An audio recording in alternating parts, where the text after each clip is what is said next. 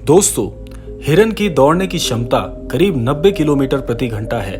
वही बाघ की दौड़ने की रफ्तार करीब 60 किलोमीटर प्रति घंटे की होती है। लेकिन फिर भी बाघ हर बार हिरण का शिकार कर लेता है। जानते हैं क्यों? हिरण के मन में डर होता है कि वह बाघ से जीत नहीं पाएगा और इसी डर की वजह से वह बार बार रुककर पीछे मुड़कर देखता है। हिरन के मन का डर उसकी रफ्तार को कम कर देता है और बाघ उसका शिकार कर लेता है। मित्रों, मन का डर हमेशा हमें आगे बढ़ने से रोकता है। जिस व्यक्ति के मन में हार जाने का डर है, वह कभी भी अपनी पूरी क्षमता से काम नहीं कर सकता। उसका मन उसको हमेशा कमजोर करने का एहसास कराता रहेगा। आप चाहे किसी भी कार्य क्षेत्र में हो, आप चाहे कोई भी कार्य कर रहे हो, आपको अपने मन को जीतना बहुत जरूरी है, क्योंकि जो व्यक्ति मन से हार जाता है वह अपार क्षमता होने के बावजूद भी कभी सफल नहीं हो सकता। पुराने समय की एक कहानी है कि महोत्सर नाम का एक छोटा सा राज्य हुआ करता था। एक दिन गुप्तचरों ने राजा को सूचना दी कि पड़ोसी राज्य हम पर हमला करने वाला है। गुप्तचरों ने बताया कि खबर एकदम पक्की है। सिर्फ 3 दिनों के भीतर पड़ोसी राज्य अपनी विशाल सेना के साथ हम पर हमला कर देगा और उनकी बड़ी सेना के आगे हमारा टिक पाना बेहद कठिन है। राजा बेहद चिंतित हो गया। उसने तुरंत सभा बुलाई और सभी लोगों से सलाह मांगी कि अब हम लोगों को मरना तय है। अगर किसी व्यक्ति के पास कोई सुझाव है तो वह अपना सुझाव हमारे साथ साझा कर सकता है। राजा के चतुर मंत्री ने कहा, राजन, अब जब जान पर ही बनाई है तो इसका एकमात्र उपाय है कि हमें आज ही पड़ोसी राज्य पर हमला कर देना चाहिए।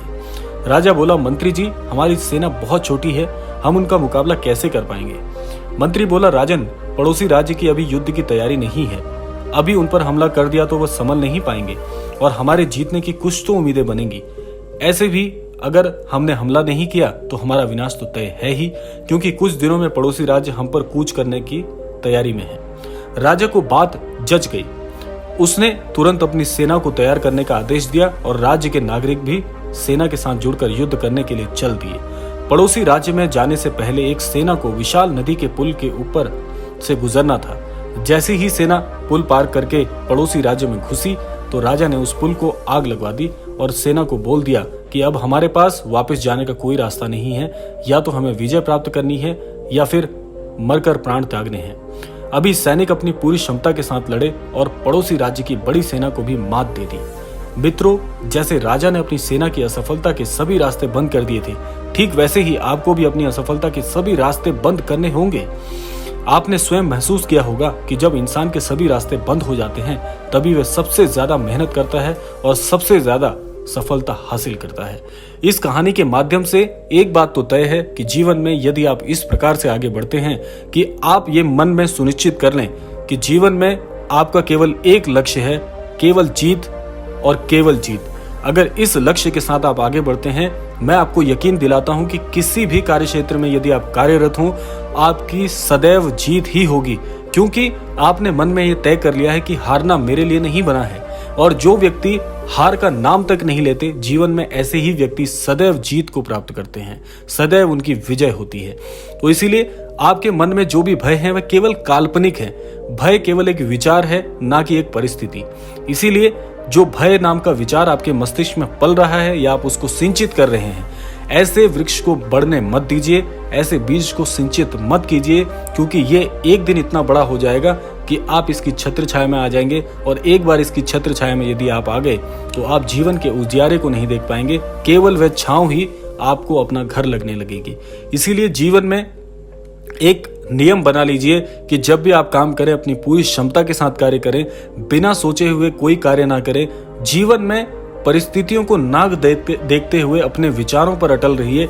एक बार मन में जो रणनीति बना ली, फिर चाहे कुछ भी हो जाए, उस रणनीति को त्यागना नहीं है। उस रणनीति को आपने लागू करना है अपने सारी योजनाओं पे। तो आप पाएंगे कि जो योजना, जो लक्ष्य आपने तय किया था, वो केवल आप उसको पूर्ण कर पाएंगे। कोई और प्रतिद्वंदी आपके साथ उस रण में नहीं खड़ा हो पाएगा। इसीलिए जीवन में जो आपके पास संसाधन मौजूद हैं, उन संसाधनों का सही उपयोग करिए, सही समय की तलाश कीजिए।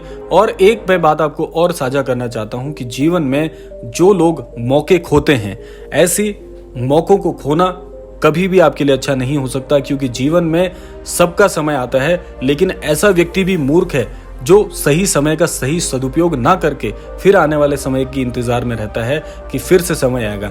दोस्तों, कभी भी किसी का समय पलट कर नहीं आता। जो सही, सुनिश्चित और पर्याप्त समय आपके लिए तय किया गया है या ईश्वर के द्वारा नियत किया गया है, वह समय केवल आपका है। इसलिए आपको ही उसमें अपनी सारी रणनीतियों के साथ पुरजोर मेहनत करनी होगी, तभी आप उसमें कामयाब हो पाएंगे। क्योंकि देखिए, आज के वक्त में जीवन में सभी के पास बहुत कौशल मौजूद है। हर व्यक्ति कौशलवान है, हर व्यक्ति अच्छे विचारों वाला है, हर व्यक्ति चतुर है। इसीलिए जो मौके आप खोते हैं, उन मौकों का फायदा किसी और को मिलता है। तो इसीलिए जो आपके लिए ईश्वर ने समय नियत किया हुआ है, उसी समय में पूरी शक्ति के साथ, पूरी विचार शक्ति के साथ, पूरी इच्छा शक्ति के साथ अपनी सारी जान को जोखिम में लेते हुए उस कार्य पर झोंक दीजिए। मैं आपको यह विश्वास दिलाता हूं कि जीवन में कोई शक्ति नहीं है जो आपको पराजित कर सके। तो इस प्रकार की रणनीतियों से यदि आप जीवन में आगे बढ़ते हैं तो आपका लक्ष्य बहुत कम समय में आपके पास होगा। आप जो बनना चाहते हैं, जो सोच कर बैठे हैं, वे आप एक दिन अवश्य बन जाएंगे। इसी कामना के साथ आज के इस क्रमांक से मैं यही सभी के लिए प्रार्थना करना चाहता हूं कि ईश्वर सभी को आस्थावान बनाए, सभी को इच्छा शक्ति प्रदान करें और सबकी इच्छा शक्ति मजबूत हो, सभी को अपना लक्ष्य प्राप्त हो। इसी कामना के साथ विदा लेते हैं, मिलते हैं अगली किसी कथा के साथ। तब तक के लिए आप बहुत बहुत आप सबका धन्यवाद।